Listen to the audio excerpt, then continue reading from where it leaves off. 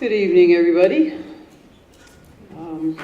Welcome to our gallery and to anyone out there watching live stream. I call the regular council meeting and to order, or of Tuesday, October 22nd, 2024, to order at 6 p.m. And with that, I'm going to ask for adoption of the agenda, but keeping in mind that there's going to be an addition, but I think we also have to keep in mind that the organizational meeting is part of the agenda, and the items are listed on our agenda page. So when we accept the agenda, we're accepting the organizational meeting agenda as well, because it's item 9. That will be item 9 in our meeting, but it's kind of a well navigated when we get there. But just to be aware that when you accept this meeting agenda, I think as amended, because Ethan has an amendment to it. Thank you, Mayor. I ask that council approve adding item 13.5, organizational update, which will be closed as per section 24 of the FOIP Act.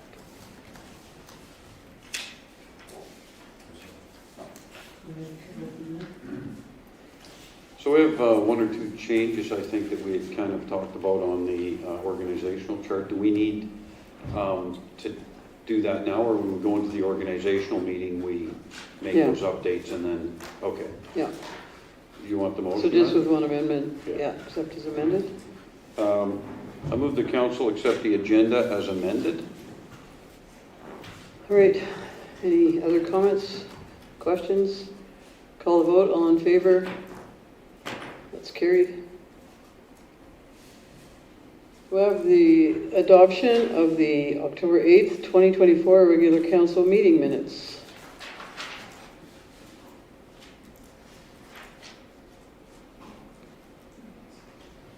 Deputy Mayor? I move the council adopt the October 8th, 2024 regular council meeting minutes as presented. Any questions or comments? Councillor Baswick on the minutes? Deputy Mayor, I should have asked you first. Councillor Williams, Councillor Moore, call the vote then. All in favor? That's carried. We have item 6, the CAO report. Ethan, do you have anything to add to that? CAO report? Any verbal updates, or this is it? Councillor Baswick, any comments? Questions? Deputy Mayor? Yes, again, very good information on this one. What I was really happy to see was the enhanced holiday lighting at the train station section in there, the update on that. So I know that question came out last meeting, I think, and Nicole wasn't here to answer that, so it's nice that it's in the CAO report, and I look forward to the enhanced lighting. Thank you. Well, thank you. Councillor Williams? Councillor Moore? No, it all looks good, thank you. Okay. I have to say that it's important to acknowledge the work that goes into these, and the planning and development reports, I always said I like pictures, but I also like the information because it accompanies the pictures, and they're just great reports. And the change of use to that child care facility is certainly interesting and much needed in our community. I have a question about the municipal enforcement third quarter report. In the community standards, is there a common theme in community standards reports, or is there complaints or concerns, or is it random and various? Does anybody know? Are we, Ethan, Yeah, I'll defer to our manager, Luana, manager of enforcement, to answer that. Through the chair, it depends on the time of year. So you'll see here the community standards in the third quarter is most likely related to unsightlies weeds, grass height, and then there's a little bit of parking that isn't part of the traffic safety yet. In the next quarter, you'll see ice and snow removal will be under community standards. No, there's not gonna be any ice and snow in December and November. Sorry. Okay, and we've separated out the unsightly property, so that's helpful too in there. But I guess it just seems they're the highest, and I guess maybe in the summer that's when everybody notices the most. Fire calls, again, I go to the page 18 and the $10,800, and I really appreciate that we're tracking this because it's important to our municipalities to track it. But can I ask Ethan, has there been any? Are we comparing or sharing with our neighbors or other municipalities to see where their numbers are at? I know Crossfield was had one of the biggest issues with this number, and theirs are way higher than that. So, are we kind of tracking with other communities if we're comparable, or they would leave that up to the mayors and their groups to? Because I'm going to take this obviously to the mayor's group because it is an ongoing concern of all the costs. We got $10,000 last year in a one-time grant, but we're not guaranteed that every year either. And I know we always want to help and serve, but it's a provincial cost that municipalities are absorbing. But again, great reports. Nicole, I also have to commend the community services. It's again with great pictures of our work and our lawnmowers, so thanks for the reports and all the work that goes into them. And when are we getting back the Communities in Bloom report or score? Yeah, I'll defer to our director, Nicole. I'm hoping soon. They've had some changes at the provincial level, so I think that's kind of resulting in things maybe being a little bit more delayed than normal. We usually see it around kind of end of September, but we haven't received it yet, so I'll be sure to bring it to council once it comes in. Thank you. And the arena and pool are still buzzing with activity every time one goes by. So thanks again for all that, and for your answers, and a motion to accept the CA report as information. Councillor Williams. Thank you, Mayor. I move to accept the CA report for October 22nd, 2024 as information.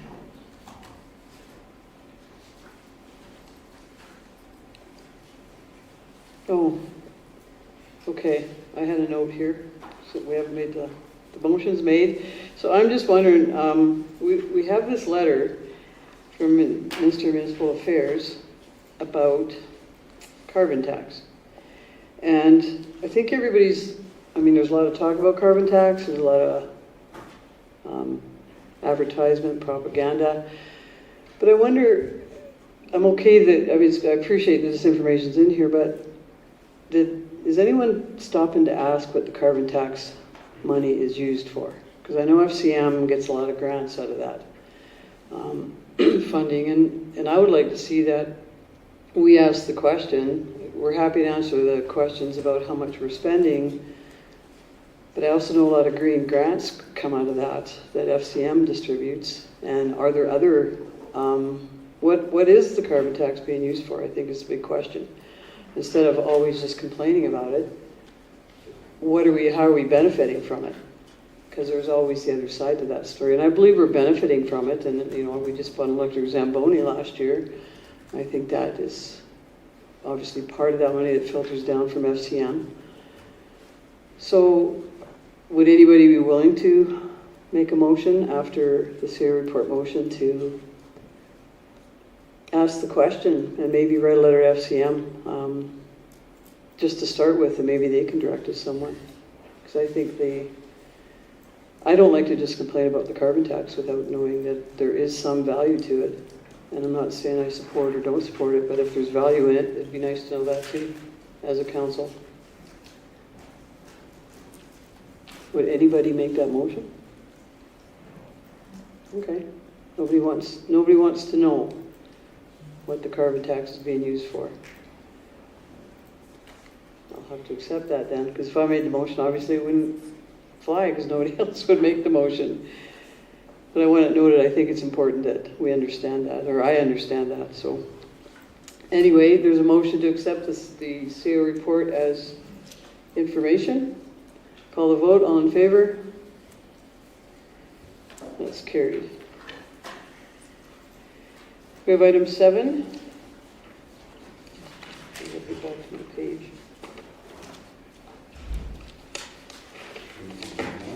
What's that?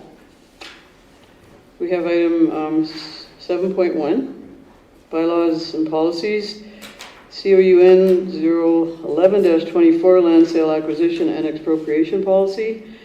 And as I'm going to go back to in light or in recognition of brevity, are there any highlights or supplements you'd like to add to this RFD and the information we have here? Because the RFD is very explanatory, but I know you're the chair of the PGC, so go ahead. At this moment, I'm going to ask if there's anything council would like. So we've looked at the policy for a little while now. We brought it back. The policy integrates new process for the sale of municipally owned property, acquisition of land by the municipality, and expropriation. The process for land sale and acquisition establishes a clear process for the intonation, implementation, and execution of the sale of municipally owned land. And before I make the motion, I would like to hear from council if they have input. I think input onto the presented policy right now, right? Yeah. And then, Yeah, because we may need to send it back, or we may... okay. That's But you're the asking information to have I'm it as looking for. presented? Yes. Yeah. Do you have any other comments then? I don't. Okay. Councillor Vaswick? I think the committee's done a good job on this, and I'm in alignment with what they're doing. So, Councillor Moore? Yes, I have a number of things. The expropriation, I don't know anything about that, and the financial is fine. But starting at the beginning, in the first sentence, I think maybe a couple of words got lost. It should be expropriation of, it should end with of land. And then going down to 1.2, a property appraisal is actually more for a buyer than it is for a seller, because an appraisal has 3 different types of appraisal, and that is income or cost approach or direct comparison. And it's just that in direct comparison, you're looking at historical sales, and when there aren't recent ones, as there often aren't for larger portions, what a regular seller would do would be to get market evaluations from several realtors who would have their fingers on more what is happening with the trends. And so the appraisal is something that is used for financing and for a set thing that you can present legally for a purchase. So I'm not saying that this couldn't be in here, but I think there needs to be some flexibility, because sometimes an appraisal will not be the best way to go, being that it's historical in nature. It's not market, and it doesn't say it's market. So just if there's some flexibility in there for the possibility of that. And then in 1.3, a report shall be brought back to council. It would be any of the following information that has not been submitted in, well, if you have an appraisal or market evaluation, it's going to have the description and the assessment, and the, not the assessment information, but the zoning, and they will get the land title. The only thing is, again, in 1.3 ID, there isn't just information about any caveats, there's other items that can be registered on title, and they, in our system, Torrens system, everything that belongs to the title has to be registered on it. And so there can be other types of registrations on the title, like restrictive covenants and things like that, that certainly you'd want to get all of those in actual long form. So anything that's on the title, you want to be able to get the entire thing. So 1.4 is okay, and the 1.5, Just let her finish and then sorry, No, it's okay. Carry on. 1.5, it's an agreement that a seller uses does not have, usually they can be seller's conditions, but conditions are things that are removed, and the things that are referred to here, like timely development, type of development, you don't want them to be removed. You want them, if you want to have that, if somebody resells it right away and you've put a condition on it and that condition is removed, you don't have anything. So it's a term of sale, and the way that that would be registered on property would be in a restrictive covenant or caveat. It would not be a condition. So it's just a matter of saying term of sale instead of conditions. And then 1.7, if you're going to be listing it with a realtor, it would be listed, not posted. And well, it's just, I know people are used to social media. Okay, on land acquisition, it's a little bit the way that things have happened, which has a tendency to get the town some pretty bad deals. So if you're going to do land acquisition, it would make sense, if you're going to use a realtor, to have a realtor look for possibilities, to bring the possibilities to council first. That would make sense, instead of putting yourself out there and making it clear that it's the town that's buying land. That's how a particular parcel of land that has our sewage lagoon on it got to be 3 times its value and given back for $1. So that was because we were out there and everybody knew. It always goes up. In real estate courses, they tell you that if a neighbor needs an easement on the side of a property and they talk about it, it's going to be not too bad in value. If a city needs to have that same easement, it will be at least 35% more, because it's other people's money, right? And it's not your neighbor. So if you had a realtor bring possibilities to council for land acquisition, there would be no commitment except to deal with that realtor. And so that the agreement resolution would be to deal with that realtor would be all that a council would need to disclose at that point. Okay, next page. Council approval then would be a condition of an offer to purchase. It doesn't mean it wouldn't happen, it just happens at a different time. So that's where a condition would be. It would be conditional to, and he wouldn't have to say council, conditional to the purchaser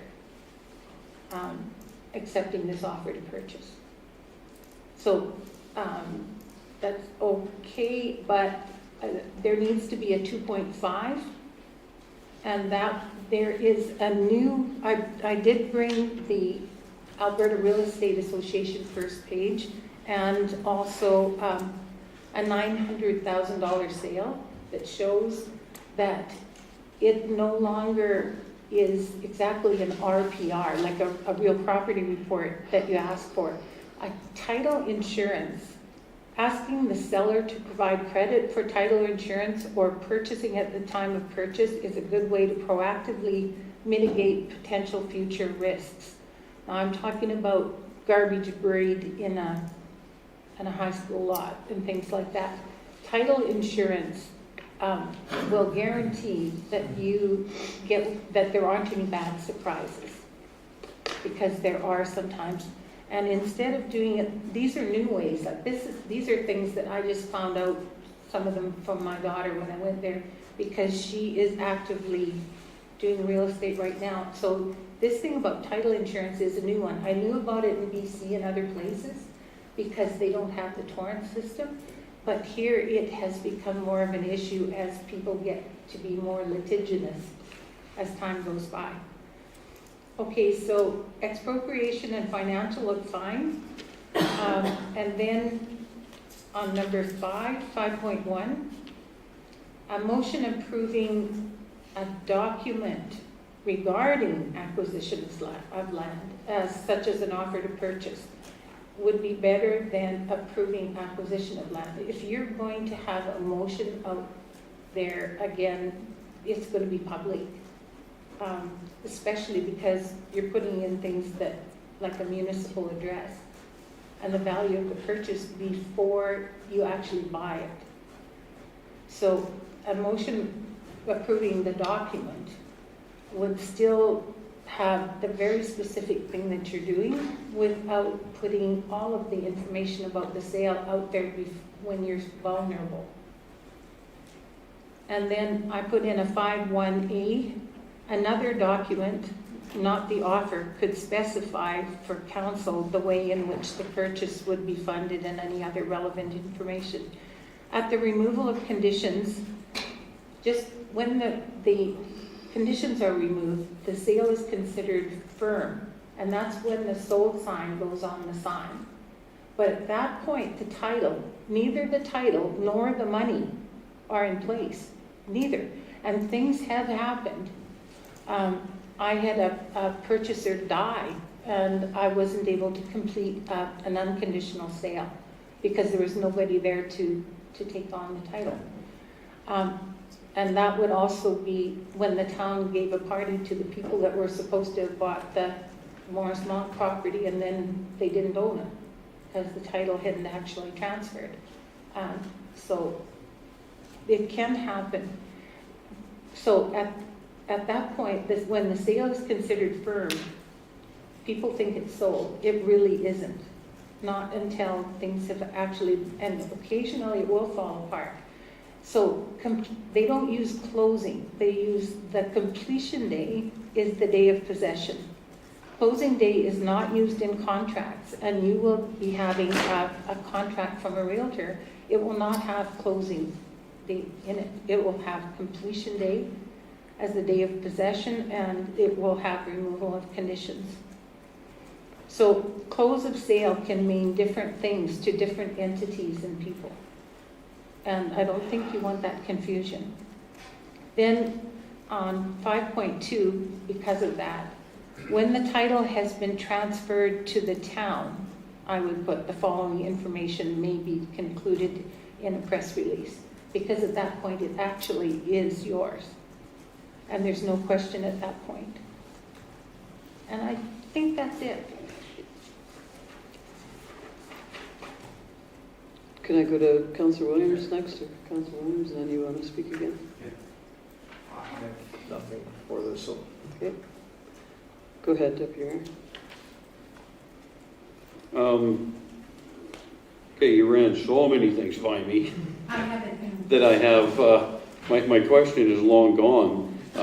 One of the things that you were talking about I was going to address, and now I have lost my place on that.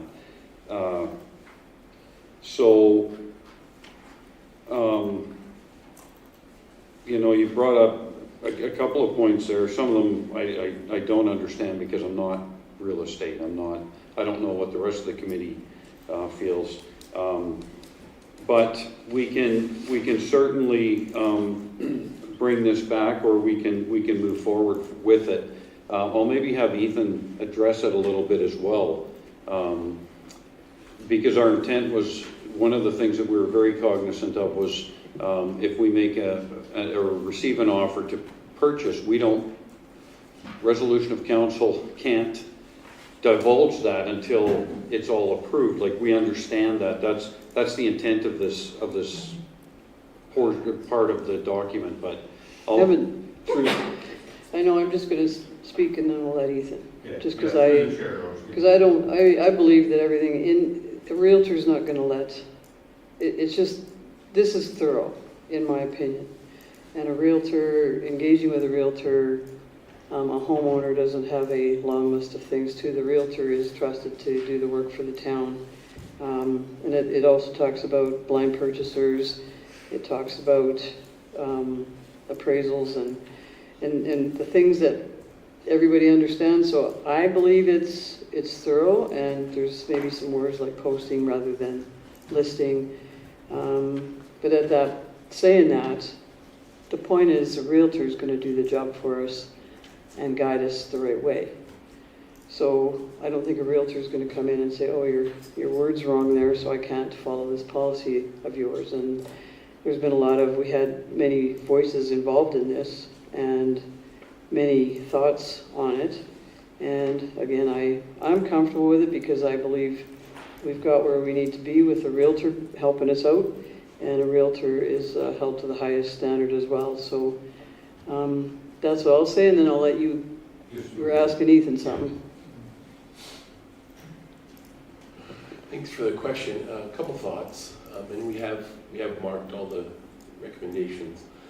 The thought that comes to me is that I think a lot of these concerns can be addressed by, well, as noted, we're using a realtor, but second, maybe a simple clause in there about, which we do this anyways, but by having legal counsel, because legal counsel tends to capture some of these things. I know legal counsel said takes care of the issue of title insurance, and they raise that, things like that, they address. So maybe we have a clause like the realtor clause about using legal counsel for all land acquisitions. That'll help cover our interest with a lot of the concerns that are raised, which are valid concerns.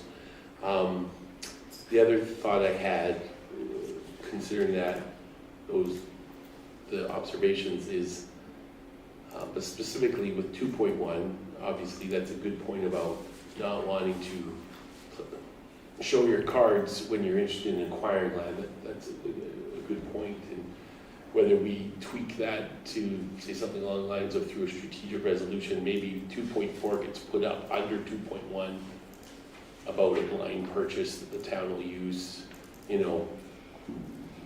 a blind purchase, like we could beef that up a bit so that, yeah, we're not going to make some public statement when we're interested in exploring land, because that's exactly right, because once the town's interested, then it does hurt our bargaining position. So I think that there's some beefing up a little bit we could do there to address that.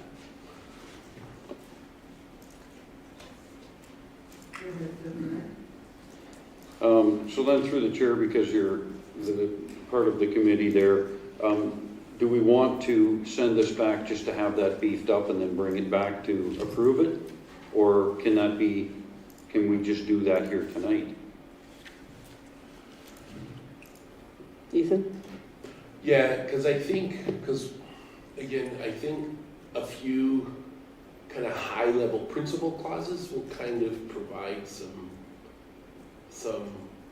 because we don't want to get into all the administrative processes in a policy, but a few beefed up principle clauses I think will help cover a lot of those concerns that were raised. So I think, which would be helpful for the committee to work on a bit as we review the concerns, and then we can identify a few good beefed up principle clauses that might kind of capture the essence of the concerns that were shared. And the committee's done a lot of work on this, and they've had a lot of input and a lot of back and forth, and I don't know if you can find a more thorough document along with the realtor and a statement about legal counsel. So I guess I'll defer to the chair if you made the motion to present. I would support that. Make the motion. I said before I make the motion. Okay. Well, whatever motion you make, as the chair, I certainly don't believe we need any rewrite or 15 edits to it. I think an overarching solution like our CEO is recommending is likely to do the job. And I think if a realtor read this, I think everything's covered in there. It just isn't,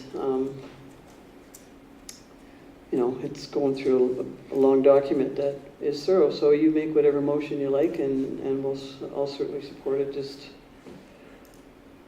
to get the item Yeah, moving. I think some of the concerns that were raised here tonight, we were cognizant of, and we were trying to encapsulate that. So I'm not worried about sending this back and having that that statement put in here so that it is covered, because I think we're so close to getting this document done, we want it done right. And if that covers it, and maybe sometimes when we're in the process, we understand what we're talking about. That I do read it the way you do.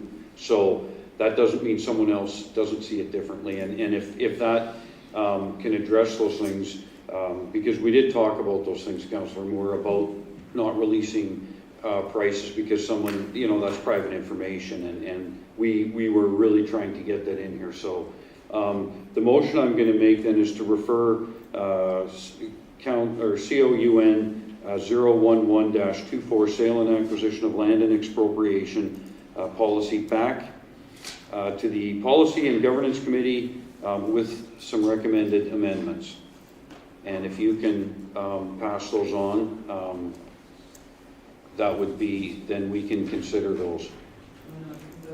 Recommended amendments to explore possible amendments. Okay, to explore possible amendments. Or with recommended, we still may bring it back without, that's up to us. Just, there's some councillors recommended, some will look at them. And our I CEO. think that's, I think that's the essence of what we're Sure, going to do. okay. Okay, Do you want to read that back then?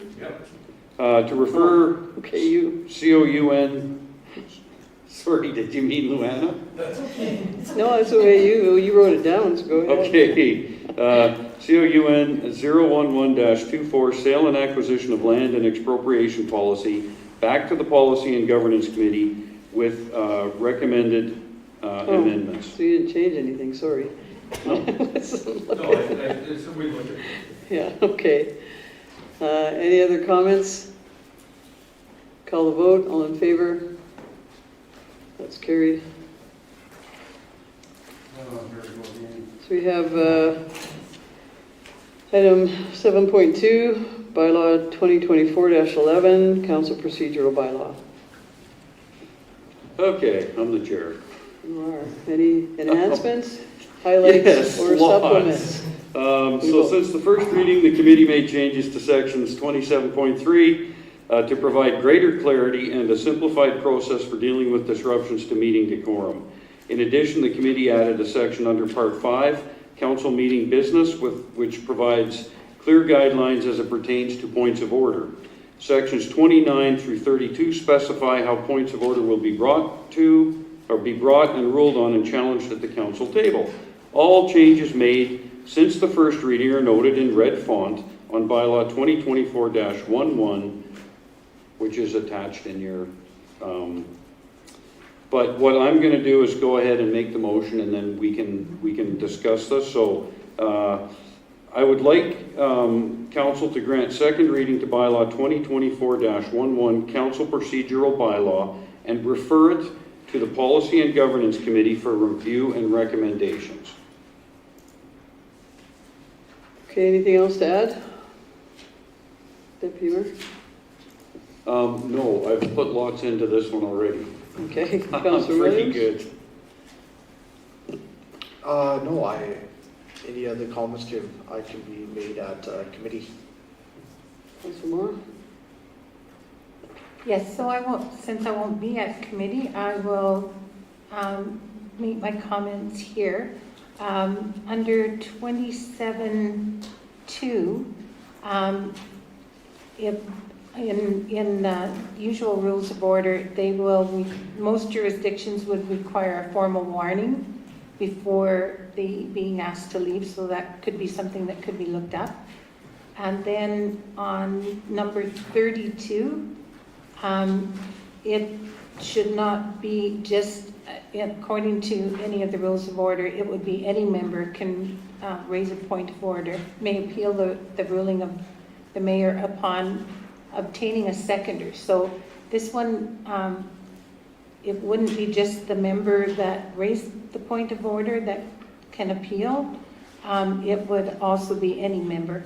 And they would need to have a seconder according to Borano or Robert's Rules of Order. So you might want to have a seconder in there too, that it's required. That would mean that, you know, one person couldn't be calling an appeal and have it go to the vote without a seconder. And that are my only two comments. Councillor Baswick? No, I'm fine with the changes and what they're doing, yes. And I think part of this is that these additions are so we're not identifying any particular book or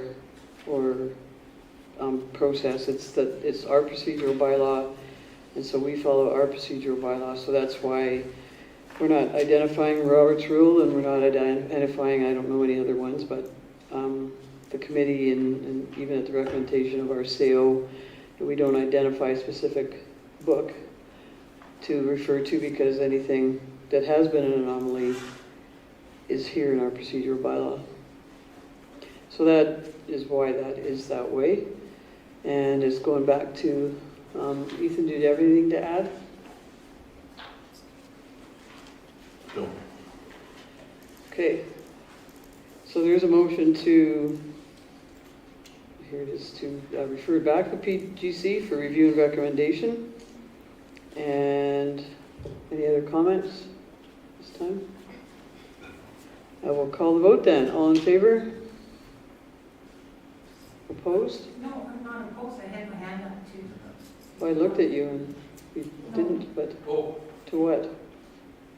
Oh, I was just saying, so are we saying that we have covered every possible possibility that might come up at any time? Because saying that not having a statement that if something comes up that isn't covered here, that you refer to it, maybe something that's been around for 146 years and had experts from all over the world might be a good resource in case we ran into something that isn't covered in our procedural bylaw. I would think that you don't need to, and there is provision that if something doesn't agree, because a lot of these are for bigger assemblies and the speaking time is 10 minutes, well, definitely you'd want to have a shorter time for a council, like 3 minutes.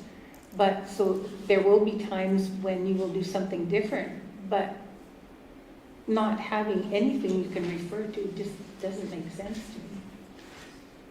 to me. Ethan, go ahead. Thank you, Mary. Thank you for the question.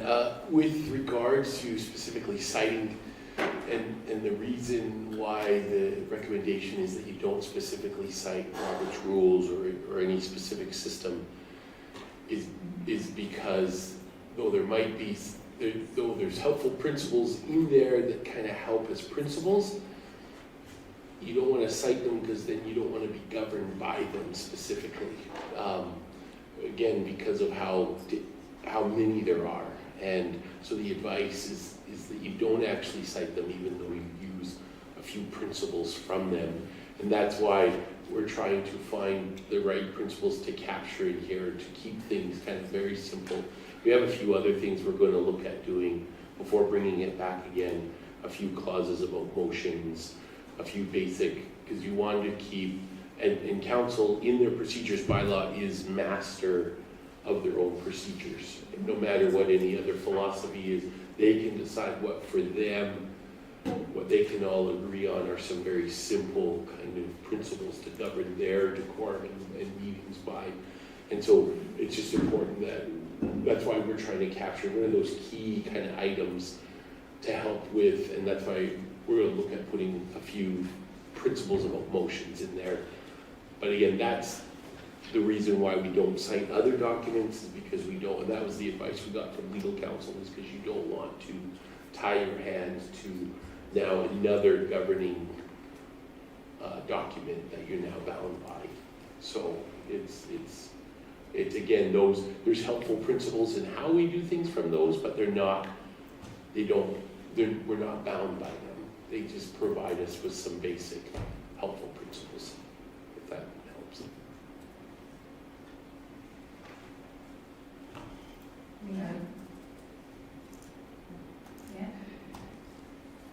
Okay, I guess I didn't call the vote then, so you go ahead. Okay, then, I think that probably the way that I understand it is differently, because it would always say that our procedural bylaw is the rule, and if you run into something that isn't covered in it, it does say that it would, it supersedes, when you have something different, it's bylaw that is the authority. But if it does say in the Red Deer procedural bylaw that if you run into something that, and it doesn't use that word, of course, that is not covered in it, then they refer to the Municipal Government Act and Robert's Rules of Order for reference. And that's what they are, not as a governor and not as the final authority, but as if you run into something that isn't covered, that you have a source to go to instead of trying to go through the weeds and find what suits you in every case and not having anything to go to when you go to something. So I don't have a problem with it going back to the committee, but I would appreciate looking at bylaws where it takes that into account and not superseding it at all. So I guess I'm trying to think whether I need to vote against it or not. I guess maybe I do, so thank you. All right. Anything else before I call the vote? On sending it back, sending the procedural bylaw back to Policy and Governance Committee for review and recommendation. I'll call the vote. All in favor? Opposed? That's carried.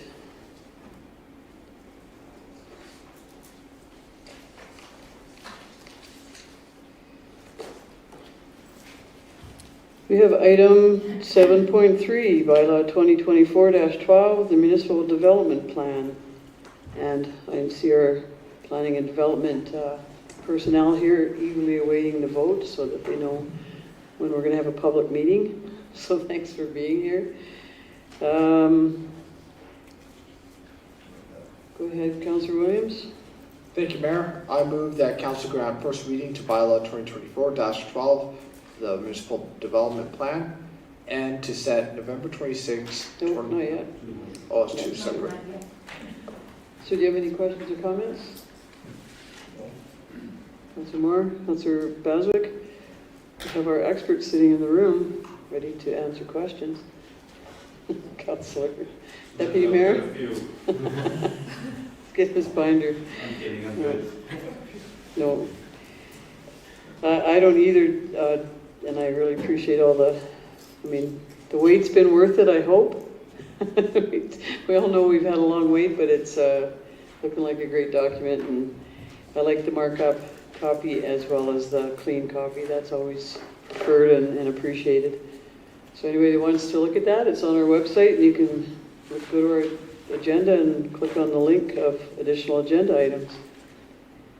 So I'll call the vote on first reading to bylaw 2024-12, municipal development plan. All in favor? That's carried. Go ahead, Councillor Moon. Thank you, Mayor. I move to set November 26th, 2024 as the public hearing for bylaw 2024-12, the municipal development plan. All right. I don't think we need any comments because that's required. I'm just going to call the vote. All in favor? That's carried. Thank you.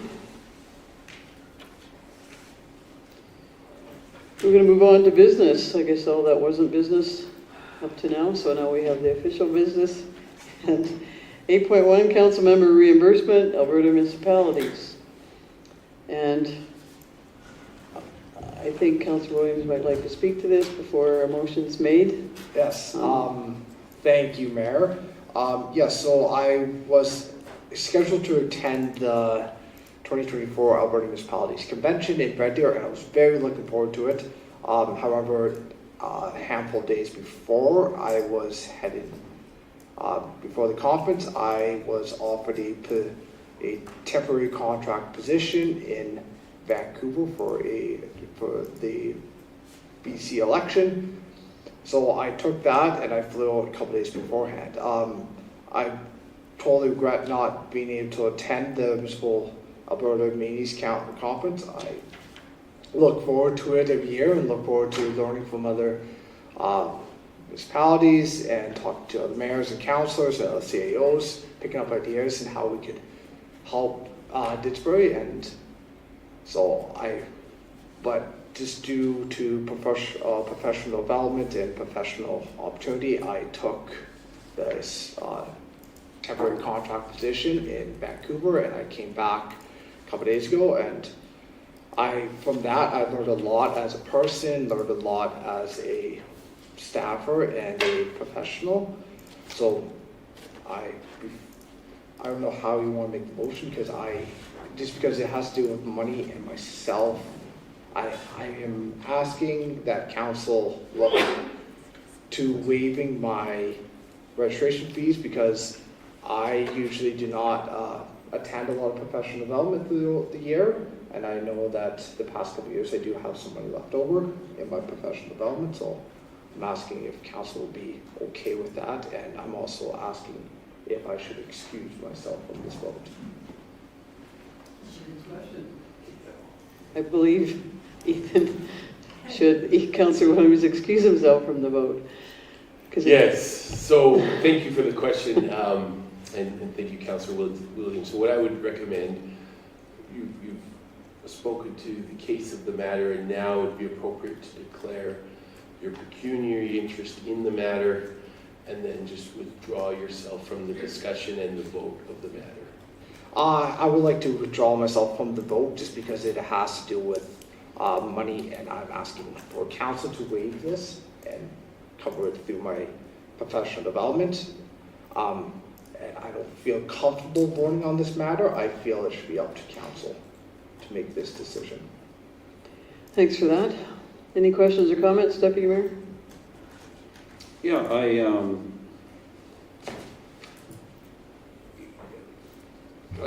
feel that, Sorry, can I just recommend Councillor Williams, just as a point of process, they just withdraw from the table, and you can still sit in the gallery. The Act says that due to the nature of this, you don't actually have to leave the room. There are some things where you'd have to leave the room, but this is the kind of one where you're fine to stay in the room, but it would probably be better if you just stepped away from the table. Yep, awesome. Unless you don't want to see how we vote. I'll step outside, I'll go to the wall. sorry, what I wanted to say is that it was unfortunate that he was unable to attend the AB Munis. However, I agree that the $640 should simply be deducted out of his budget line. It impairs him from spending that on something else, but I need to hear from the rest of the council as well.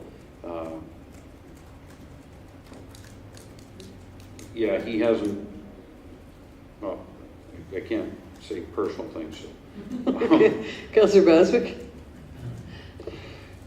Thank you. And to be realistic about this, I think, while I somewhat agree with the Deputy Mayor, we have to be aware that Councillor Williams did make the choice to take another remunerative contract. So I'm kind of torn on that he took another contract, so he's earning income from that, which is probably equal to or more than he would have got on the conference call. You see where I'm going? I'm trying to say that he had the opportunity to go to one or the other, and he made the choice to go to take that political contract, which was remunerative. And so while I agree with you, I'm in the middle. I really don't know what to do on this one, to tell you the truth. Thank you. Thanks for that. Councillor Moore? I see that neither one of the recommendations addresses where the money comes from. And what the deputy mayor said about it coming out of his professional development fees, which he has the right to spend on things that help him.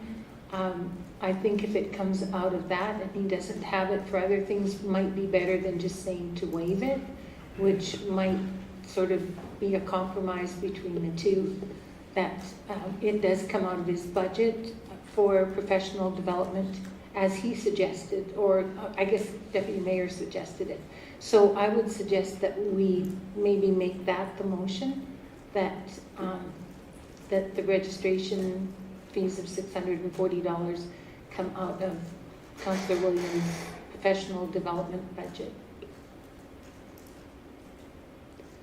I'm going to ask that the policy be referenced because it is already out of his professional development line, and the policy states that the counselor won't have to pay it back unless there's what's the word? Exception. No, it's extenuating circumstances. So, because it was paid for, can you bring that up? And maybe we can just look at that to make sure he's clear on what our policy says. And that's why it's here, is because what's being considered as extenuating circumstances for waiving the reimbursement, because we are obligated to pay back our professional fees if we don't, or registrations if we don't attend the event. But we do have a clause for that. So that's what we're considering here, is the clause on that. Spin in there, spin, spin, spin. And so while that's being brought up, I mentioned to Councillor Baswick, extenuating is that professional development, and if you're in a career, you know, we are politicians per se sitting here, and if there's an opportunity for advancing your political aspirations, and it's I think Councillor Williams would agree, in talking to me, it was kind of a historic election to be part of for a young politician. So, where is that at?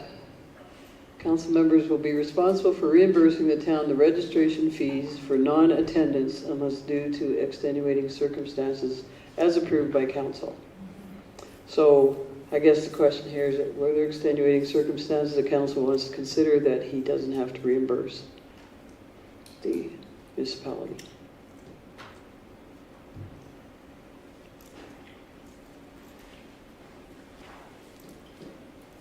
Now that we've read that, are there any other comments?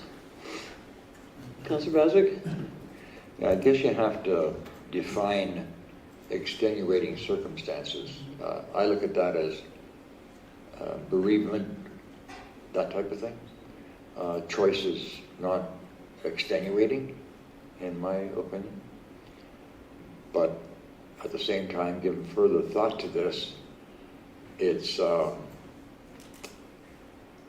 from your development funds that you have, it's up to you to utilize them as you will. New point as to whether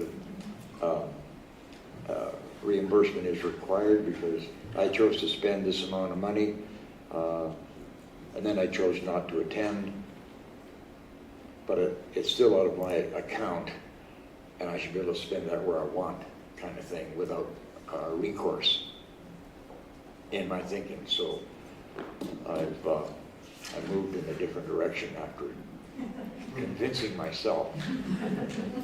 And it's hard to do because I'm not very cooperative with me sometimes. You know. Well, and I might, if I might too, I'd like to add, and I had a conversation just to clear up some questions I had, because I agree, like bereavement and injury and illness would be extenuating. Furthering your career, I believe, and I'd like to represent the citizens in this too, is what would be a good decision, and that's why we're here. And if we can help a young politician achieve some career goals, I believe I would support that. I didn't think I would yesterday, but I did have a conversation, so hard to stop career goals when you're young, and not like Councillor Bazuk and I in our youth, but like right now I mean. But I know I'm talking about me too. Deputy Mayor? I think we get into the line of subjective, because some of the courses that I see people take, I would subject that they're for their own personal career development through this.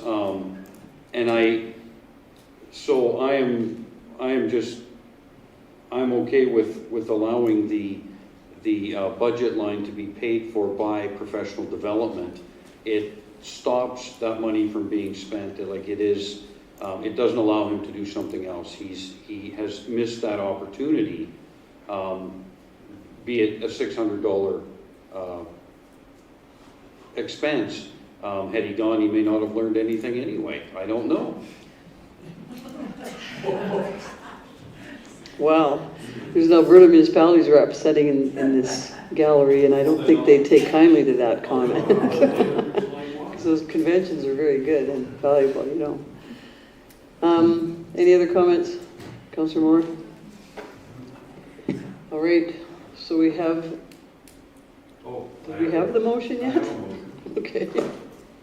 I would move the council request the use of Councillor I think we just need to waive the reimbursement fee. well, we need to I move the council Waive the reimbursement. not waive the reimbursement fee. The council remove $640 from the councillor's professional development budget. But it is already, because it was paid for. Okay, then, But if it's waived, then it isn't. yeah, it needs, how do you word that? To waive Councillor Williams reimbursing his professional development fees. Okay. Then I would move that council waive the reimbursement of registration fees for the 2024 Alberta Municipalities Convention in the amount of $640 for Councillor Williams. His professional development. That's for the council. It's already allocated, though I don't know that, like it's, the registration fee is from professional development. And I just want to note though too that any time a councillor does this, I think that's going to be an important, you know, this is the first time we've had that conversation at the table about not waiving reimbursement fees, so we're always at, you know, risk of that not happening, and that we always have to be mindful. And in speaking with Councillor Williams, he was mindful of that. And I'm not speaking for you, Councillor Williams, but it's what I believe in, that the career opportunity was too good of an opportunity to refuse. And it may or may not have been for your, you know, it's historic in that it got 45 seats, but it's not yet where you want it to be, but wait and watch for 2 weeks, right? So I will call the vote on that motion to waive the reimbursement of the registration fees for Alberta Municipalities Convention. All in favor? That's carried, and I'll invite Councillor Williams back up to the table.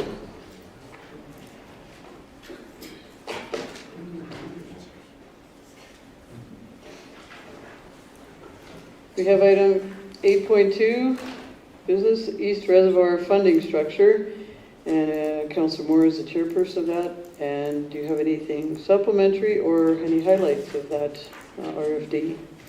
Thank you. Thank you, Mayor. We were looking at scenarios with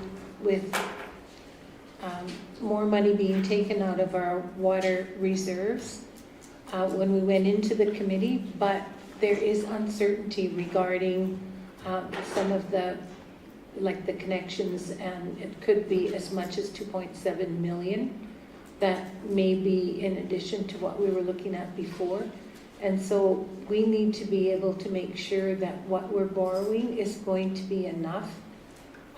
We don't need to draw down all of it if we don't need it, but a very good thing is happening is that interest rates are coming down. This was, when it was first supposed to come to our committee, it was at 5.24, I believe. And when it came to the committee, the ACF rate for 25 years had come down to 4.92, and we got another interest rate reduction today, and we expect it will be down a little bit more. So with historic interest rates being considerably higher on average than in the mid 4% range, I believe that what we would be doing by obtaining financing at about a 4.5% interest rate, depending on when we take it, will do serve future residents as well. And the reason for another reason for going half debt is because the current residents have already paid for the infrastructure that's here and the water reserves. And when we spread it out over the future, it only makes sense that future residents share in the cost of the infrastructure as well. So the recommendation is to go with the 2.485. Okay, where is the, sorry, I believe that's the amount. It says, it didn't say debt. It said balance. I think the reserve balance is what you're looking at, but then Okay. there's a up. I want the debt, okay, long-term debt. I'm sorry, so we're looking at long-term debt of 2.841527, 2,841,527 out of the total of $5,683,054. So hopefully the amount that we'll pay each year is down by the time we pull it down. So I would make the motion to amend the East Reservoir funding structure to fund the project as follows: $205,541,461 from the AMWWP grant, $115,000 water offsite levies, which has been basically spent to do some of the design work, $2,841,527 long-term debt, and $185,066 for a total of $5,683,000 and I'm sorry, I put dollars in the wrong place, $683,054 to amend the 2024 capital budget accordingly. Can you say all that again? I could, but I don't think you want me to. I want to hear you talk about the millions again. Yeah, it's really kind of hard to get that out because I it, know, it is. helps me a little. Okay, is there anything else to add? No, thank you. Councillor Williams? Thank you, Mayor, and thank you for all the hard work the committee did. As it stands, I'm going to be voting against this. I completely understand why you're doing it. My understanding is we have a water reserve for these type of projects, so I'd like to use a little bit more from the reserve to pay for this project. And I don't feel comfortable with passing on more long-term debt to future taxpayers, so I'm just going to vote no on this.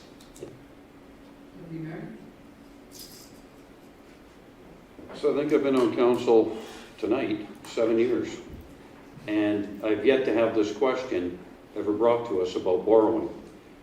In the last 7 years, we've done nothing but pay down debt. We've reduced our debt. It's a very big project. Councillor Williams brought up a point that we have water reserves to pay for this. So through the chair, I'm going to ask our administration if there are reserves to pay for this. I don't like debt. This is a very big project. This is a project that is important for this town and has to be done. And the fact that our debt has been reduced tremendously over 7 years is a testament to how stingy we are. So I'm in an uncomfortable position tonight because I have never had to vote to take on debt that I'm aware of, unless I missed that. So my question through the chair. Well, first of all, happy anniversary. Thank you. Because that would mean me too, and Councillor Baswick and Councillor Moore. But I anyway, feel bad that I didn't get you guys like a cupcake or you're out. something. Yeah. We did notice that. Can you go to the page though with the reserves? Right there. So that's the reserves that, and I'm not trying to answer your question, man. I'm trying to make it easy for you here. But I have another question when Deputy Mayor's done. So the question is what reserve balance is available, and maybe you want to speak to this chart that you created. Or Ethan can. Yeah, I'll defer to our director, Amanda, for this. Director. Thank you for the question. So as you can see, we have a projected balance available currently of about almost $2.5 million. So it seems like a lot of money to just the regular individual. However, considering the value of our infrastructure, and our water infrastructure specifically, that's not a lot of money. So when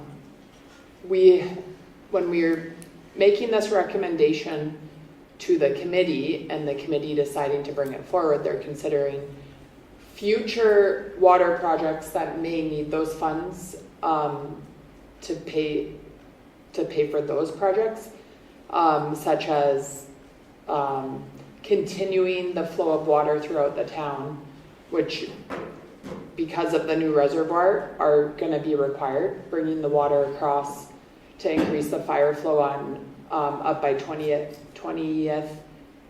and 21st Street and Avenue area, bringing the water down 16th, which goes down to the high school.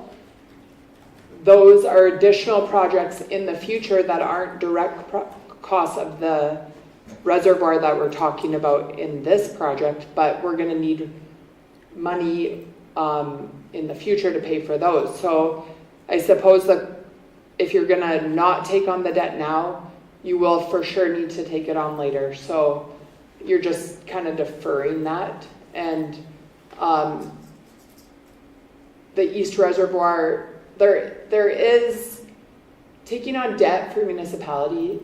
It can be advantageous. So instead of waiting until you have all the funds available to build something, you can do it now and you're deferring the cost of that project to future users. So because we can budget for the principal and interest in our operating budget, we're actually taking that $2.5 million, or 2.8, sorry, and deferring it over the next 25 years. So when some of the people who, we may not be around in 25 years or in Didsbury, so the people who are living here are going to be paying for that project rather than us who live here now paying for it all up front.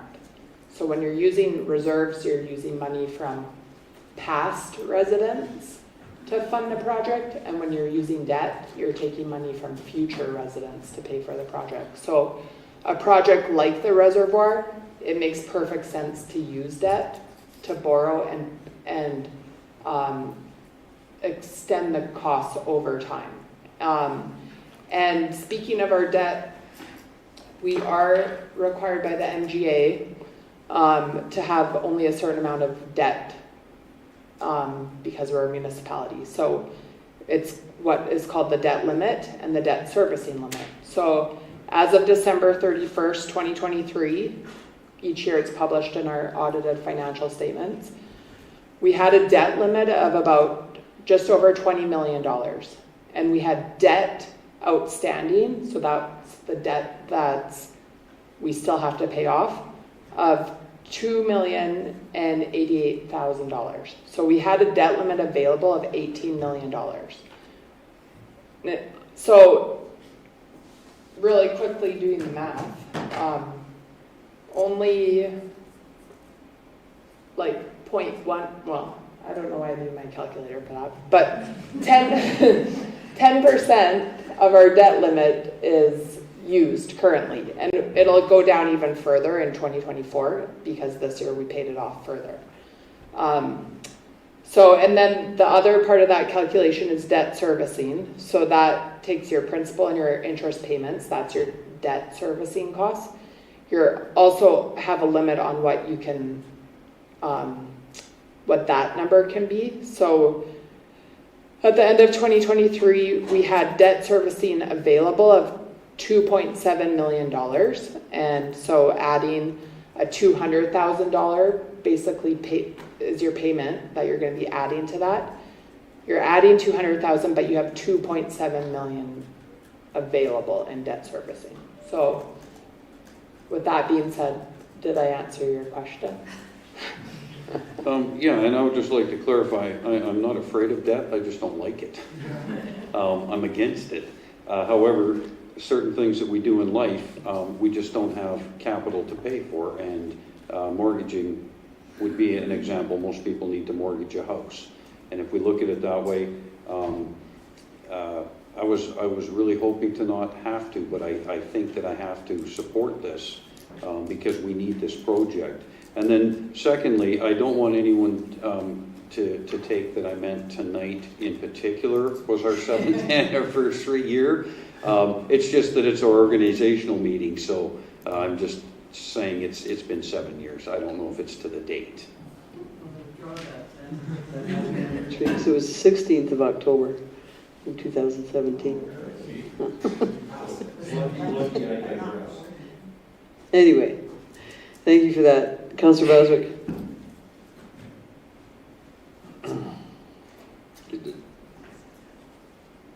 Dumb observation. So the whole cost of this project is $5.5 million, right, roughly, right? Is it conceivable, or am I just don't get it, that we could put off some, like an average road is $1.5 million.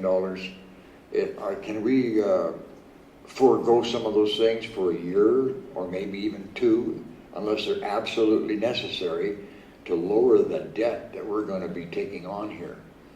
So, I don't know, say there's 3 roads we were planning to work on at $1.5 million a piece. So we don't do that. We put them on the back burner, and that lowers our debt limit big time. Even though we got $18 million debt limit available, we don't have to use it. It's like, that's my question. I'm trying to understand how, with the resources we get every year, income to the town, that we should be able to defer some of the major projects that aren't critical for another year in order to use that money to pay for this. Am I on the right track or not? I don't know. I'm going to speak to that first, Councillor Baswick, because that's a decision that council makes, and that's what the committee did, was discuss all the options.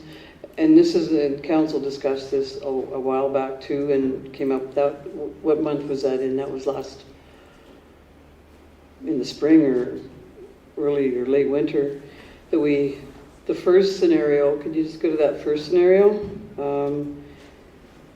Was because we were applying for the AMWWP grant. We didn't know if we were going to get it, so that's why the reserves were so high. And then we got the AMWWP grant, so it came back to FPC, I think, more than once, and then we dealt with it finally last Monday, I believe. So council can decide on any scenario. The point of this project is that it has to start next year, and it has to be funded.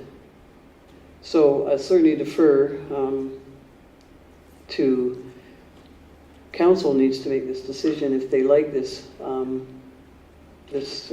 breakdown or not, the proposed funding model. And administration takes these documents and presents them to council after the committees have done the work. So what you would be asking is that go back to FPC and explore a whole bunch more options for, not a whole bunch more, but other options for deferring road work into the reservoir, which that would be a council decision as well. If that money from LGFF or CCBF were going to be used for that. So I can certainly defer to administration to answer anything I haven't, but it is a council decision, and that's why it's here at the table on what is being proposed here. So Ethan? Yeah, just a quick comment, before if there's anything else Amanda wants to add, but again, as the mayor said, that council can do what they want with their funds. They can do those kind of things. I'll just reiterate something that Amanda touched on, is the philosophy of it is by paying it all over 25 years, you're sharing the cost of it over all the people that'll use it, not just the people that'll use it right now. It's ensuring that the people that are using it in 10, 15 years are also contributing to the cost of that resource that they're consuming and using. Yeah, it is up. Was it? Were you not here? Do you want me to repeat it? Did you hear? Okay. And then is there anything else you want to add to that? I mean, so that the 25-year payment system is a philosophical way that you can approach this to ensure that you're sharing that cost over all the people that'll use it and not just the people that'll use it right now.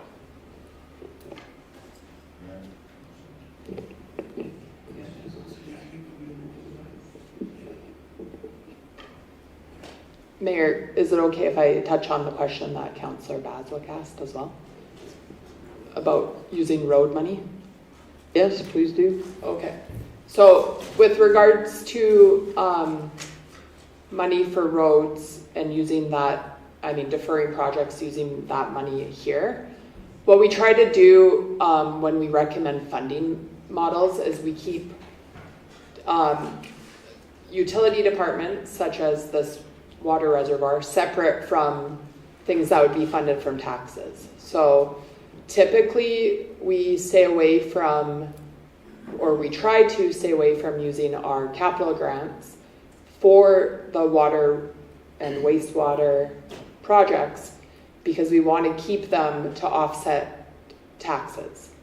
And with the water projects, it's a self-sustaining department, and our user fees that we collect go towards creating the reserve accounts. So then the reserves are available for projects.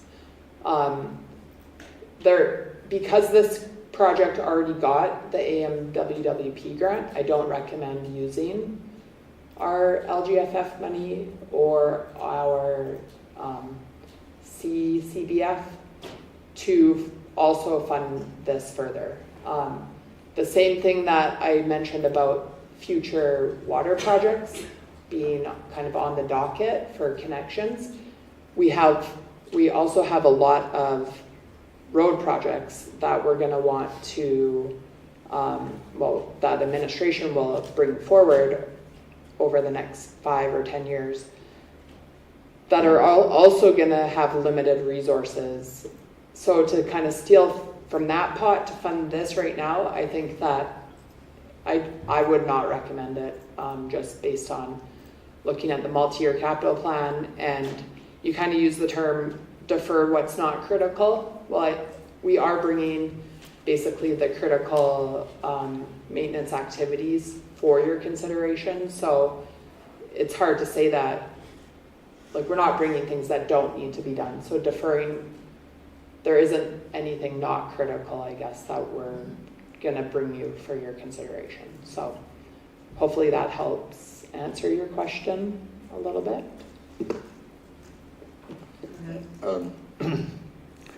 A little bit. I'm still, I'm in line with the deputy mayor. I really don't like borrowing. It's like, yeah, I'd like to have a new car, but I don't have the money to do it. However, I got money over here that I could use, savings, to buy that unit. So am I going to do that, or am I just going to borrow money to do it? I appreciate where you're coming from and the effort that you do to balance all this stuff.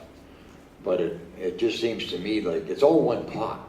However you split it up, you got water over here and you got taxes over here. It's all one bank account. It's just how it's done internally, how the money's moved around. And I still think there's possibly some ways that we can take some money from here to offset this so we're not so heavily in debt. If I went to the bank and they said, I need to borrow $500,000, and they said, yeah, you're good for it. Well, why would I do it if I don't really have to? If I can borrow half or 200,000 instead of $500,000, it's to my advantage. Because the first how many years you're going to pay that $200,000 is just going to interest, basically. So what I'm trying to do is avoid debt. I don't work that way in my home, my life, and I don't like to push it forward publicly either. So help me out with some kind of solution that could give Johnny some comfort. The solution, Councillor Baswick, is at the table, and you need to show it in your vote right now. We do have a motion on the table, and so if the motion changes to sending it back, this is an important agenda item right now because of a variety of items. The borrowing bylaw number 1 has to, Amanda's would have to get to work on that through a busy budget season, and the funding to be in place in a timely fashion according to our administrative goals and council and the necessity of the project. I haven't spoke to this yet, but I support this, and I was at the table when this decision was made, the funding model. And that's because we still have the transmission line that has to get there. We still have the Butte Reservoir that has to be decommissioned and looked at. We have other other projects that Amanda referenced, and there's going to be only $2.5 million in the pot, and another $500,000, if council agrees to that, added for next year. But we have a lot of projects that need water reserve funding, and if we take it all for this one, as Amanda referred to, and I certainly agree, somewhere along the way it'll be debt. It has to be if we don't use these reserves wisely at this time. And so I will support it, and unless there's any other discussion on this, if you have, you had your hand up? Go ahead. Yes, thank you, Mayor. I'm willing to make a amendment to the motion to use an extra $500,000 from the reserve to offset some of the grant. I mean, some of the debt. Well, you would have to ask for a friendly amendment to that. I'm asking for an amendment. And then I guess the consideration to that would be that we'd have to have it brought back and figure out how much so, Councillor Moore, you made the motion? As much as I understand the angst over the debt, that's kind of where we started in our committee, is with more taken out of water reserves. The problem is that we have another $2.7 million in things that could hit us from the Water Commission, and that will more than take care of the water reserves. So we don't have the room. And the idea of us all bearing the brunt of all of this right now, cutting back on roads, taking away our water reserves that we need for other things, as opposed to having the people, we don't need this for ourselves now. It is actually going to be used by future people. Why would we want to take the brunt of all of the cost of that other half of the costing that future people are going to use and take it on ourselves and raise our taxes when they should be paying for the infrastructure that they're going to use. So as much as I understand your angst, I will not accept an amendment and we'll need to vote on it the way it is. And then if it fails, then we can go to your amendment. If I remember what I was going to say, you guys have all made good points. I agree with everyone, which is I don't like the debt. I understand you're trying to find ways to possibly reduce that. I think one of the more pragmatic ways to maybe look at it, and again, I can't believe I'm speaking in favor of voting for some debt, because that goes against my principles. But we do face in life sometimes that we have to take on debt. I think what we can possibly do is look for the future. I know there's some projects that we are afraid may hit us and that we need some money. Now, if for some reason we were able to not have to do some of that and have some money left over, I think we need to allot that money directly to the debt to pay it down quicker. The quicker we get this. We are not a heavily indebted town. We're fortunate that we have very little debt actually as a municipality. And although I don't want to vote in favor of debt, I have to vote for this. We need this project done. It's important for the town. And I just have one more comment too, that if we look at our LGFF and CCBF, we have some big infrastructure projects besides this reservoir. At the end of 2025 projected at this time, before the provincial government does step up and give more money, I say that in all sincerity, we only have $500,000 in the LGFF CCBF fund at the end of 2025. And so unless there's other money coming in, even for our major infrastructure projects like roads, I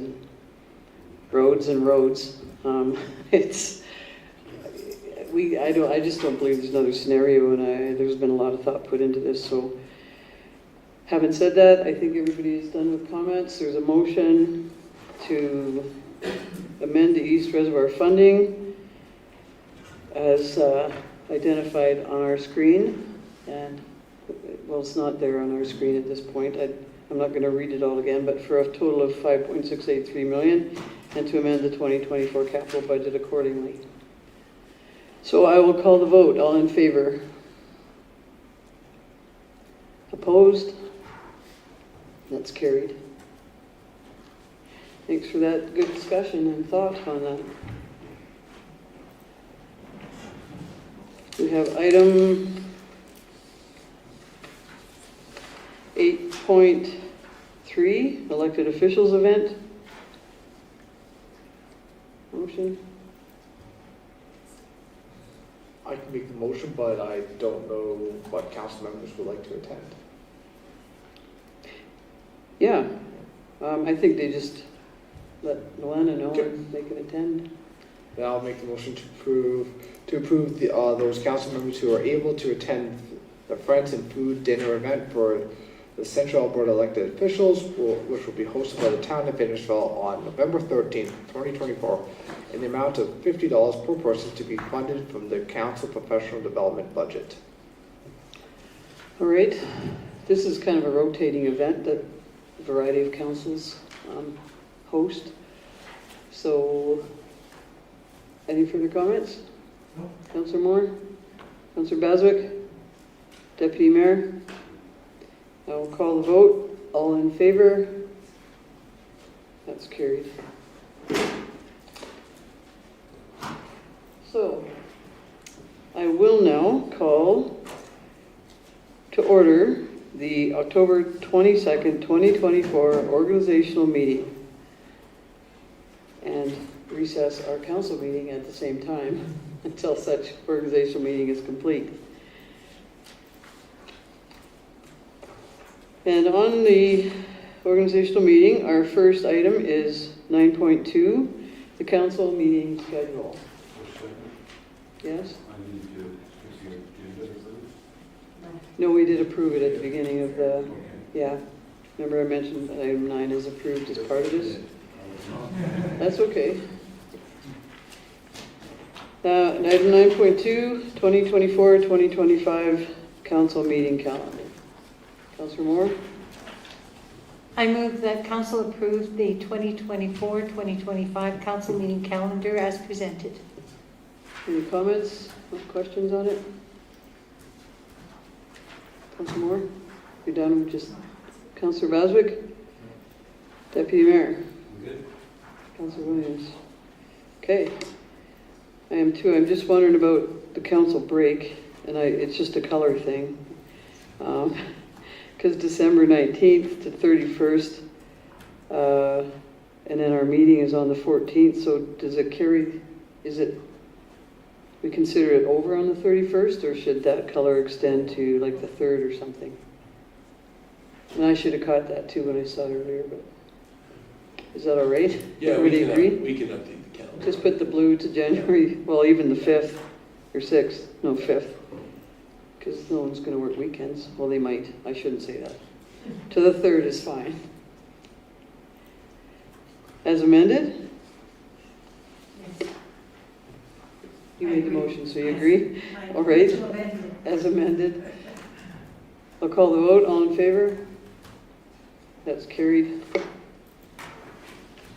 We have item 9.3, 2024-2025, appointment of deputy mayor and alternate deputy mayor.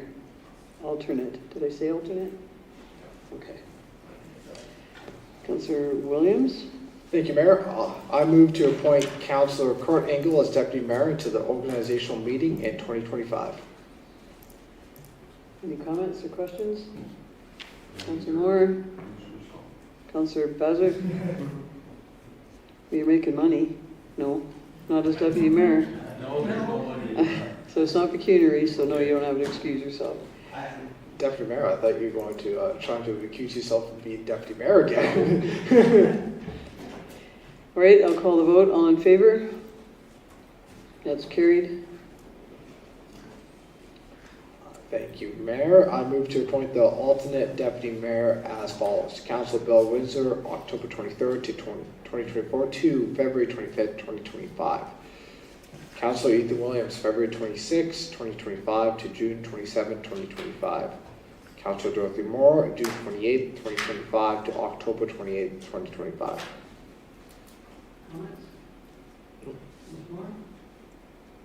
I guess I've been alternate deputy mayor for 20 hours today. So I won't vote against it, but it would mean that Councillor Windsor is alternate deputy mayor for 8 months. But that's okay with me, so I'll vote for it. Councillor Baswick? Deputy mayor? And I have to say, I don't know that there's a time an alternate deputy mayor. Well, I appreciate the comments, and I went reverse order, because it's always M first, now it's W, and then the middle is Councillor Williams. So I'll call the vote. All in favor? That's carried. 9.4. 2024-2025 council assignments. Deputy Mayor. I move the council approve the 2024-2025 council assignments with the following amendments. What are they? Oh, you need them? Don't know what they are. And you may have to add any if I miss them. So the Parkland Regional Library System Board, I'm recommending that Councillor Moore be removed from that. What? Please. And have we got someone that we're putting in there? Well, first of all, Councillor Baswick, are you interested in that? Okay, because Councillor Windsor agreed that he would carry on that role if you were going to step back from it, because he's currently on it. He's on the Councillor Williams. Okay, so I would recommend that we remove Councillor Moore and insert Councillor Windsor. And then on the Policy Governance Committee, I'm recommending we remove Mayor Hunter as alternate and insert Councillor Moore. And have I missed anything? I think we just missed, like, I'm on the board of directors for CAPE, and I know we had discussed this in the past, but it's come to light that we are doing a bylaw review and perhaps some restructuring, so I believe it's important, because those are some of my concerns there about the structure and the quorums, and my term isn't up until 2026 with CAPE, so if council would indulge that I continue that, even following the discussion that I thought maybe I wouldn't, but because the bylaws are going to be reviewed and some structuring of the CAPE board, I believe it's important to stay on. So in that motion, I would also add that we reappoint Mayor Hunter to the CAPE board as Okay? per what she was. Yeah. All right. Any comments? Councillor Baswick? Councillor Moore? Councillor Williams? Yeah, I'm happy that you're giving back on Central Alberta Cape, because I was kind of confused on page 45. It has me down as Mary Williams. Oh. The handles. Really? Yeah, I just was like, what? We changed that. Yeah, too. what's the organization mean? No, So how does it feel? no, no. Okay. Well, and just to clarify, That he isn't the mayor? not that he's the mayor, but he would still be under the current recommendations, the municipal rep, Mm-hmm. and we'd have a rep and someone on the board of directors. So, In my motion, I need to add that we correct the spelling of mayor in front of Mr. Williams' name and change that to councillor. Well, in our new, The one that was printed out. the one that was, I know the one that was, but there was one came out on our desk we don't tonight, have to put it in there if it's not. but it's up there on the screen right It was now. on right there. Well, that's a typo, so that. Yeah, we'll correct the typo. I'm gonna throw that one away right now, gee. It's keeping there. I'm not keeping that, that's going to be serious as shredder, don't worry. Okay. Any, I think I went around the table. I'll call the vote. All in favor as amended. That's carried. We have item 9.5, public member assignments. Item 9.5.1 is appointments to the Municipal Planning Commission. I move the council appoint Karen Henry, Cheryl Dahl, Norm Quantz, Gerald Dean Mousseau to the Municipal Planning Commission until the organizational meeting in 2026 and reaffirm Shirley Madge as presently constituted.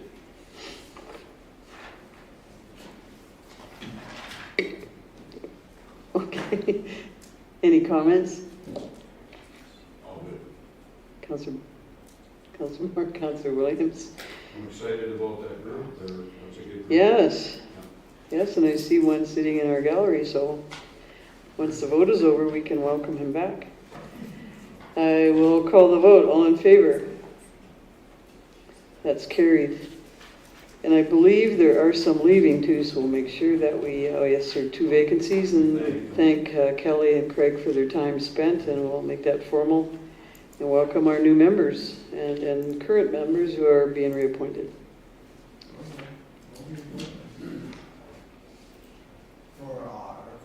It surely is. Cheryl and Karen. Yeah. Yeah, no. All right. That is carried. Item 9.5.2, DDAC, Disbury Economic Development Advisory Committee appointments. Councillor Moore? I move that council reappoint to the membership of Didsbury Economic Development Advisory Committee as presented. That doesn't make sense. Does it? Do you want to list them? as presented and as follows. Okay, as presented and as follows, Lori Hodge is chair, Don Stewart is vice chair, Chris Overwater is Cape business representative, Sean McKinsley, Karen Griffin, Sterling Toes, and Brody Fazakis. Great, thank you. Any comments on that, Deputy Mayor?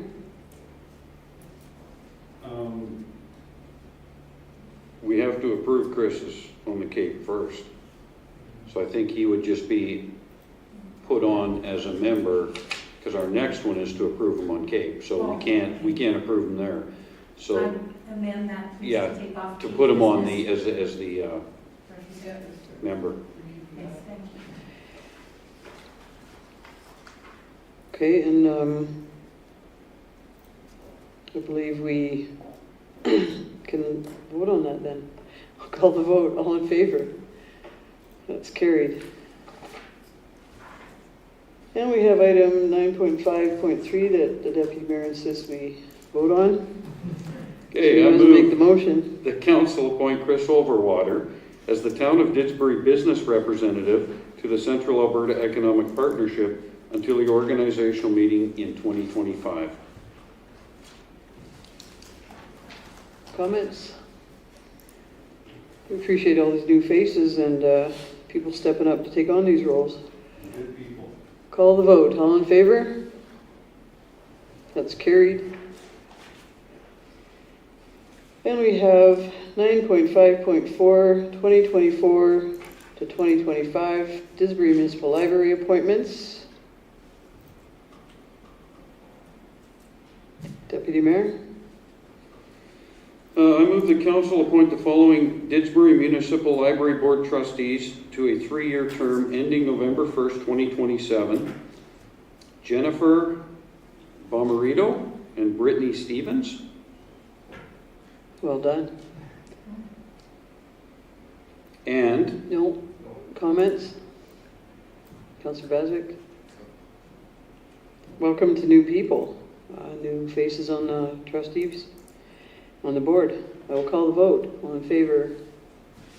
Carried. And to reaffirm Jamie Reese, David McWinney, Emily Swam, Diane Arbuckle, Bill Windsor, Melinda Crampton as presently constituted. Comments? Jamie Reese approached me the other day when I saw her and thanked council for entertaining the board for their presentation at our external groups meeting. So that was nice to hear. They really appreciated the opportunity to be here and share their information. So we have a motion to reaffirm these members. I will call the vote. All in favor? That's carried. Council seat selection. And I'm going to, yes, Councillor Windsor has requested to change seats. And there's only one empty over there. Councillor Moore. I move that Dorothy Moore, me, accommodate Councillor Windsor by moving over to Councillor McCoy's former seat.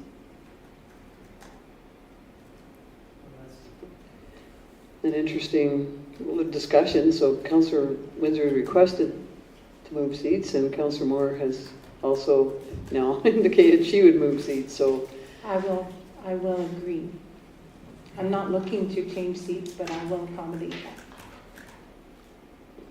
okay, I'm wondering if he wants to look out our administrative team or something. I don't know. So I'm just, since he's not here, I can't say why his seat change request has come in. But we'd have to have that motion amended, or we haven't even had a motion yet. We have to have a motion That to. was a motion. But then, well, it wasn't really. I think you have to say the council approve that Councillor Moore. I don't have to. I can say that I don't have to follow the recommendation. I made a motion that I made a motion that I, Dorothy Moore, move that council will that council approved me, Dorothy Moore, moving to Joyce McCoy's, Councillor McCoy's former seat Yes. in so- order to accommodate Bill Windsor's request. I just don't understand why they accommodate the request. If you just agree with your motion, if your motion is that you move over to that seat, I think that's all we need. Because he's not asking anybody else to move except himself, but if Councillor Moore wants to move to that seat, then we would approve that motion. That's all we need. Yeah, Okay. so can we just end it at that Councillor Moore relocates to the, Agrees to relocate to Councillor McCoy's former seat. Just to the vacant one, maybe. We're done. just read the motion back. Because- Moved by Councillor Moore to move to the vacant seat between Deputy Mayor Engel and Councillor Basil. That's not what I said. No, I will agree to that, yes. That's what I heard. But the Councillor Moore move to the vacant seat between. That's good. Yeah, thank you. all right. Use your pronouns between he and him. But remember, politicians too can be called was and then, or has and been. I read that one yesterday, so I just had to get that in. I'll call the vote, all in favor? That's carried. And I don't want any shenanigans over there on that side of the room. The three of you over there, That's what that's what I'm worried about, right? Because there's too much shenanigans to begin with. Right. No speaking notes. Yeah, somebody took our speaking. And keep your eyes straight ahead, going forward. Okay, we are at an adjournment, and that's what it says. Adjournment of the organizational meeting and reconvene to regular council meeting. Well, I don't think I need a motion. It says in the page that I just, actually, okay, just a minute.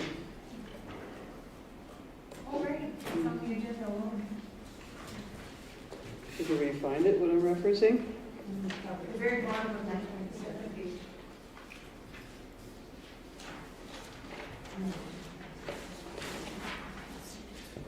Move the council. You got it? I could make a motion. Go ahead.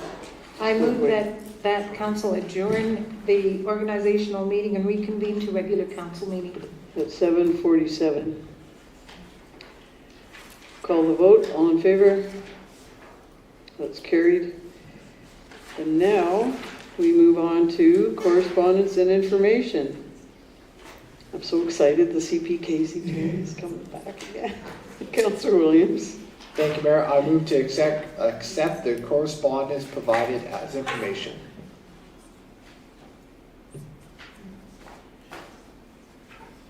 Anything to add, or? Can't wait for the holiday trip to be back. I know. Councillor Moore? Councillor Baswick? Councillor Deputy Mayor? I concur. Call the vote, all in favor? That's carried. Council reports, Deputy Mayor.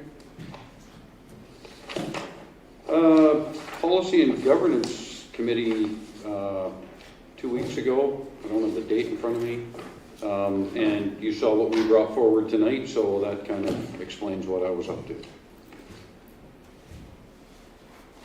Councillor Baswick? None for me, Mayor. Till next time. Till we meet again. Councillor Moore? NPC on October 9th and Financial Planning Committee on October 15th. That's it for me.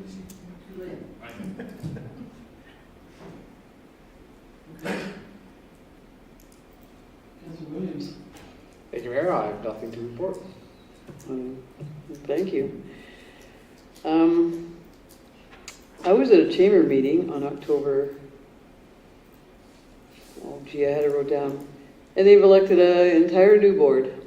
Very exciting that the chamber has, is moving forward with their new board, so congratulations to them all and thank them for taking on those roles and representing the chamber. Not that that's my role, but I certainly appreciate all of them that stepped up, and they're very excited about getting Country Christmas rolling, so there'll be more about that. I was at a very amazing fire department open house on Sunday, and it was really well attended. Great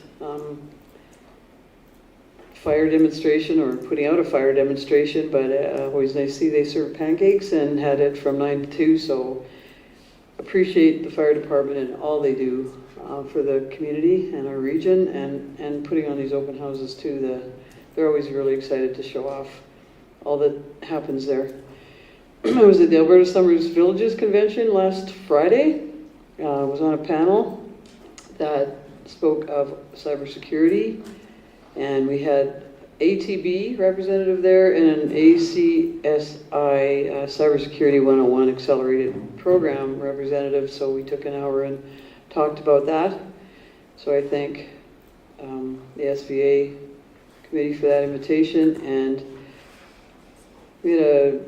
tomorrow we have the Bethany Pathway and Gazebo is opening, so we'll be there and looking forward to sharing the excitement on that pathway. It's been open for a while and just finally finished, so great to be a partner in such wonderful projects for our communities and our seniors. And that is my report. So unless there's questions, we'll have a motion to accept the council reports as information. Deputy Mayor? I move the council accepts council reports as information.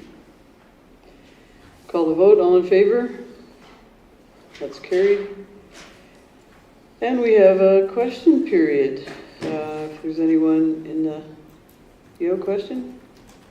Yeah, is there any way we could vote to have Phil come up and ask us a question? You said you were going to send me a question that I should have asked. I was just trying to type it up as we speak. No, I have no question. He doesn't have his phone anyway to look at your email. So, no one, thanks to the three of you for being here. Thank you. Pretty nervous with Alberta municipalities are up here, so it's Which one is from? Pretty big deal over there, for sure. And anyway, thank you all for being here, and I'll have a motion to go to closed meeting at 7:52. Councillor Baswick. I'll move that we moved into closed session at 7:52 p.m. Call the vote. All in favor? That's carried for a 2-minute break.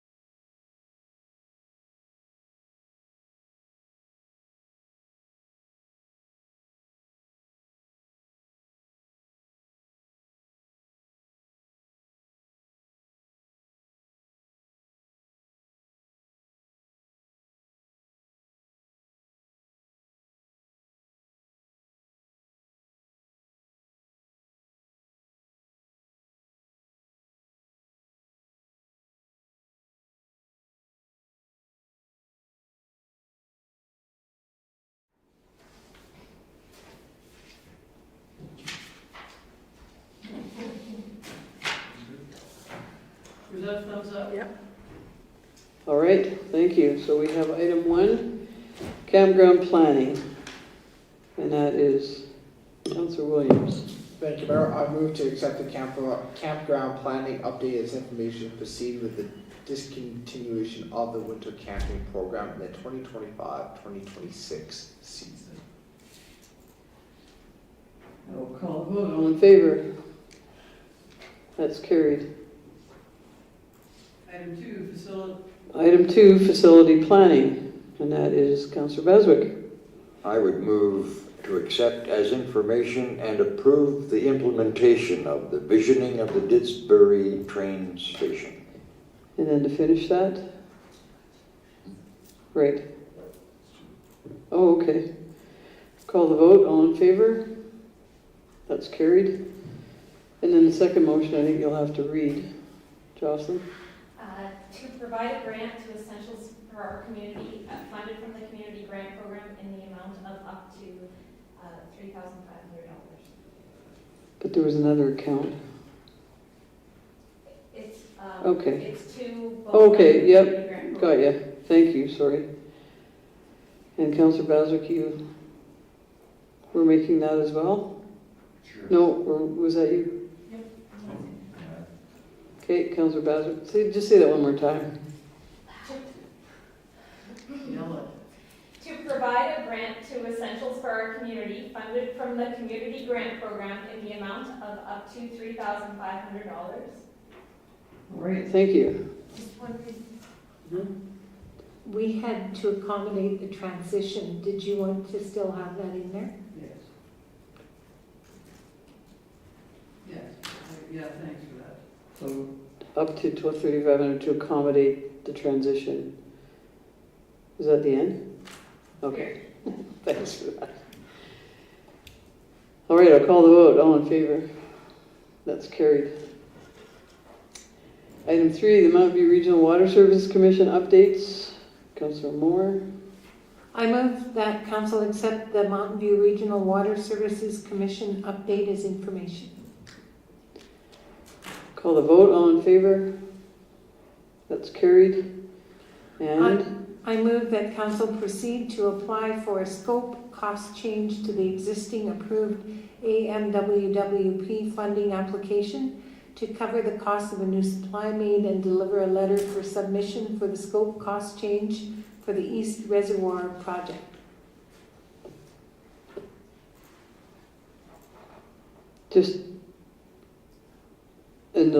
that all comes from administration, Ethan, just for clarification with the letter?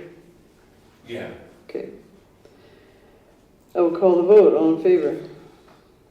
That's carried. Item 4, the 23rd Street Joint Infrastructure Project. I move council accept the 23rd Street Joint Infrastructure Project as information. We'll call the vote. All in favor? That's carried. And number 5, Councillor Heath, the organizational update.